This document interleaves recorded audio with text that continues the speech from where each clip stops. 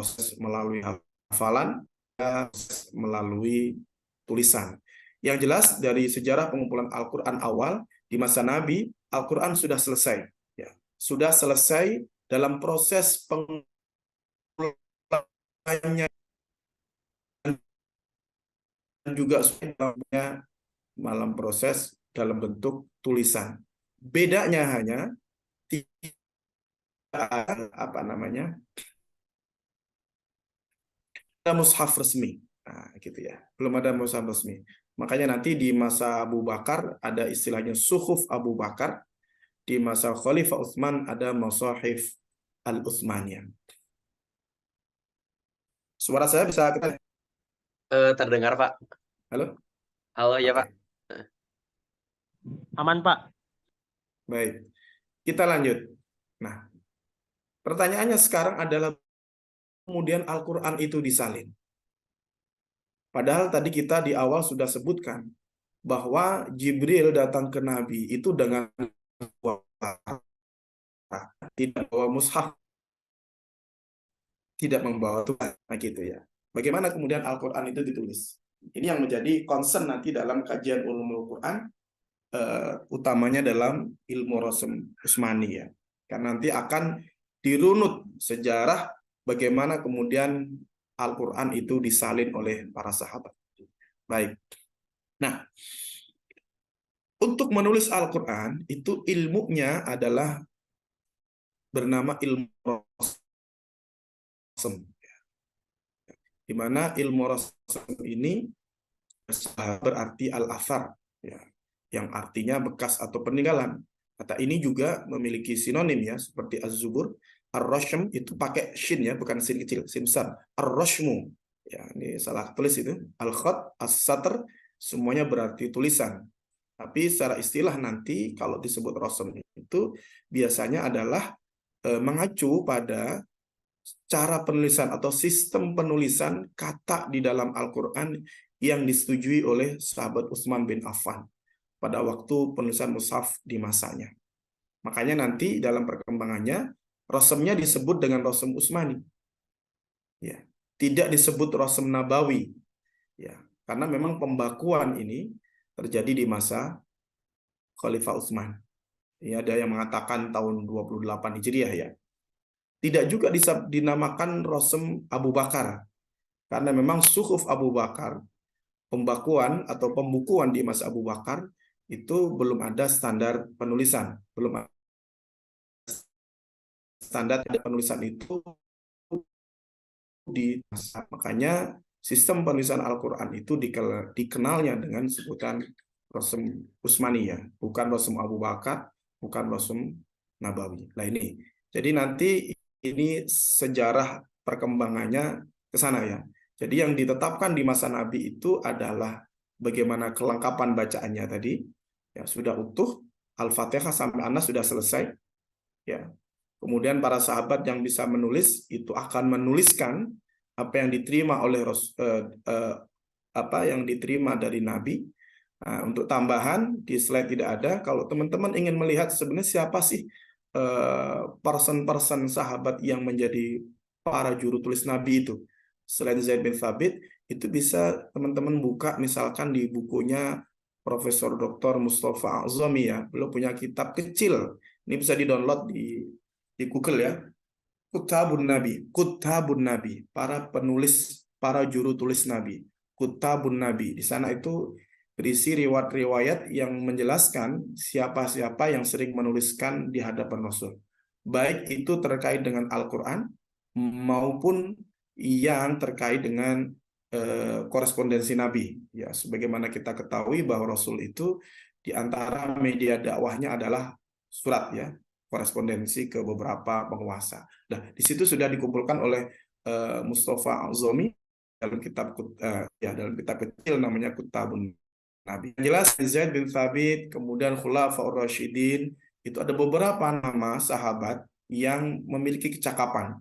Yang jumlahnya kurang lebih ada 40 naman lah ya, 40 sekian ya. Jadi tidak banyak. Kalau kita misalkan mengutip Al-Faruqi ya, yang menceritakan bahwa Nabi wafat itu jumlah umat Islam 30.000 orang. Nah, ini yang bisa nulis hanya 46 sekian, 40-an lah.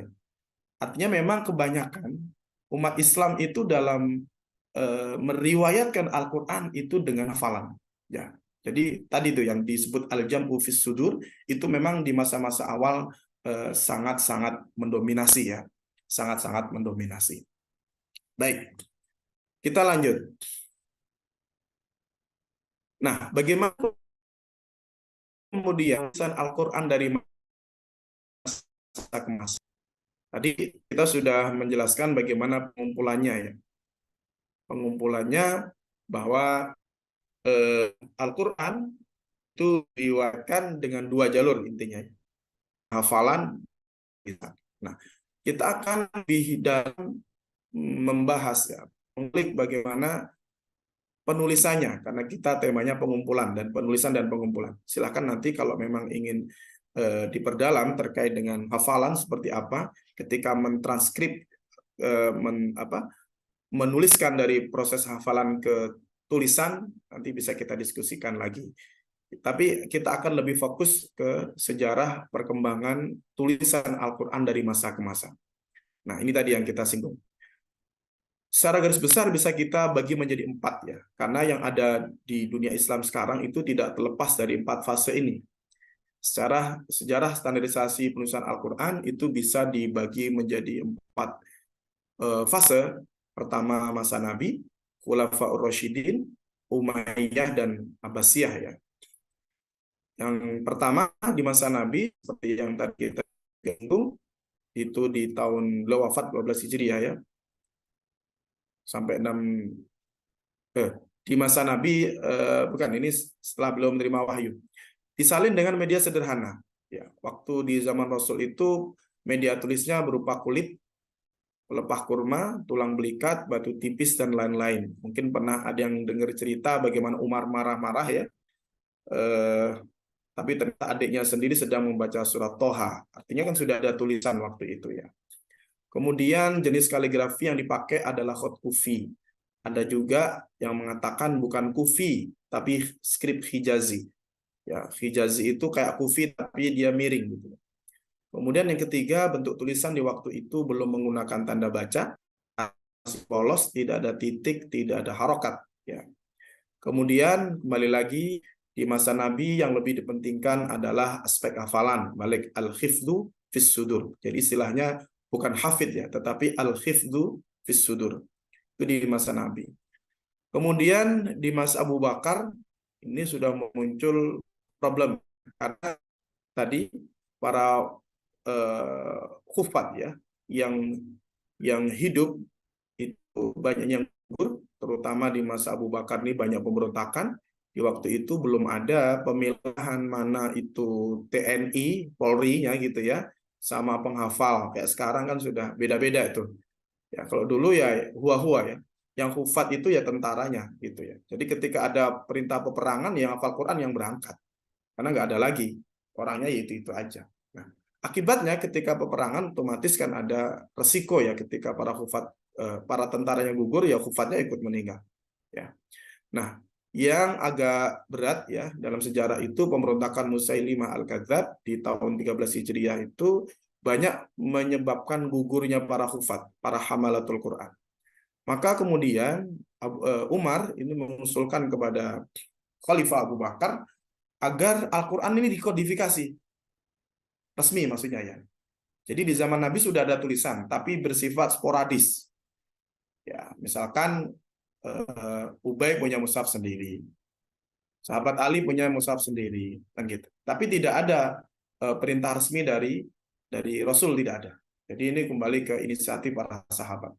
Tapi di masa Abu Bakar ini sudah muncul usulan Umar agar khalifah ngambil kebijakan lah, agar mushaf ini disatuin, ya disatuin. Kenapa? Ini khufat banyak yang gugur.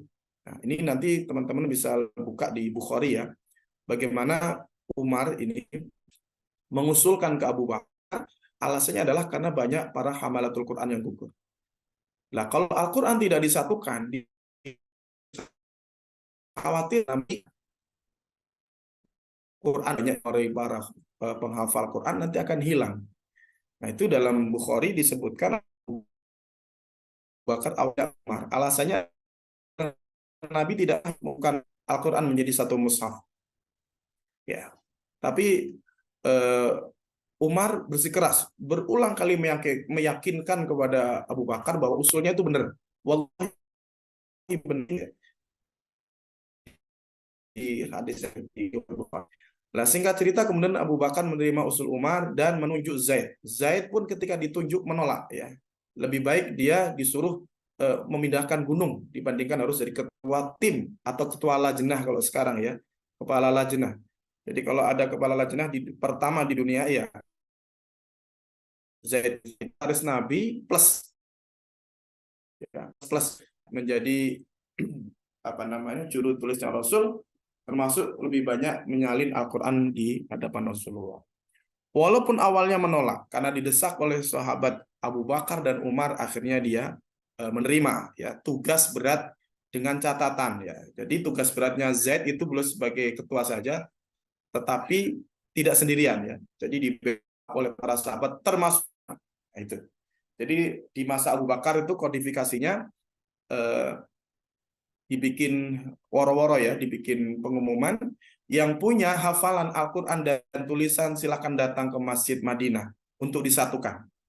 Jadi proses ya pembukuannya itu tidak hanya hafalan ya Bang Sultan, tetapi hafalan itu harus ditopang tulisan. Itu sudah dari zaman Abu Bakar. Jadi ketika disatukan itu yang membawa ke masjid ya itu harus punya hafalan dan punya tulisan. Makanya ada riwayat hafalannya ada, tulisannya nggak ketemu. Ya, ada riwayat hafalannya ada, ya hafalannya ada, tapi tulisannya nggak ada, gitu ya. Tulisannya nggak ada. Itu di surah Laqad Ja'akum dia, akhir at-Taubah. Laqad Ja'akum Rasulun min anfusikum azizun 'alaihi ma 'anittum. Jadi semua hafal itu ayat. Cuma yang punya tulisan siapa ini?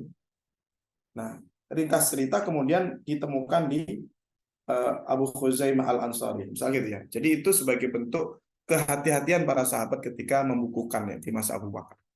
Nah, ringkasnya di zaman Abu Bakar kemudian hasil kodifikasi itu berhasil dan disatukan dengan nama suhuf. Jadi yang penting lembaran bundel Al-Quran dari Al-Fatihah sampai An-Nas itu sudah aman, diikat menjadi satu dalam satu lembaran yang digulung ya, disebut dan dinamakan dengan suhuf ya, maka dikenal dengan suhuf Abu Bakar. Dan ini menjadi dokumen resmi negara, tidak digandakan. Ya, jadi karena niatnya pertama hanya untuk menyelamatkan Al-Quran dari hafalan para sahabat yang gugur. Kemudian beralih ke masa Utsman ya, karena di masa Umar tidak ada masalah. Di masa Utsman ini kemudian ada masalah besar, dipicu karena perbedaan qiraat ya, atau multiple reading ya. Ini kalau bahasanya Mustafa Azami ya. Dan ini seiring dengan perluasan Islam ke Armenia dan Azerbaijan di tahun 28 Hijriah. Maka atas usul Hudzaifah ibnul Yaman ya, jadi umat Islam yang bertikai ketika penaklukan Armenia dan Azerbaijan karena mereka masing-masing menganggap bacaan qiraatnya paling benar ya, padahal sebenarnya dua-duanya dari Nabi.